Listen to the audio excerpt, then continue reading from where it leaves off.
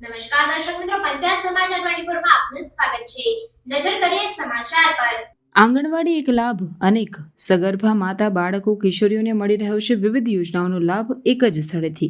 રાજ્યની સગર્ભા મહિલાઓ અને બાળકોને પોષણક્ષમ આહાર મળી રહે તે માટે આરોગ્ય સ્તરમાં સુધારા થઈ શકે તે માટે મહિલા અને બાળ વિકાસ વિભાગના ICDS પ્રભાગ દ્વારા મુખ્યમંત્રી માતૃશક્તિ યોજના અમલી કરવામાં આવે છે।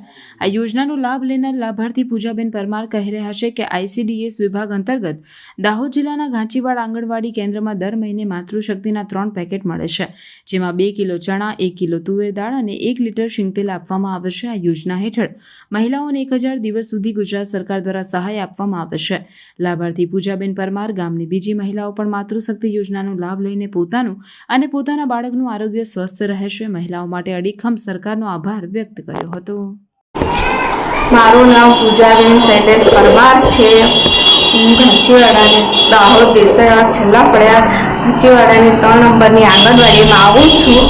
મને માતૃશક્તિના દર મહિને 4 પેકેટ મળે છે અને દર મહિને મને ચણા, તુવેર દાળ અને તેલ પણ મળે છે અને હું સરકારનો ખૂબ ખૂબ આભાર માનું છું।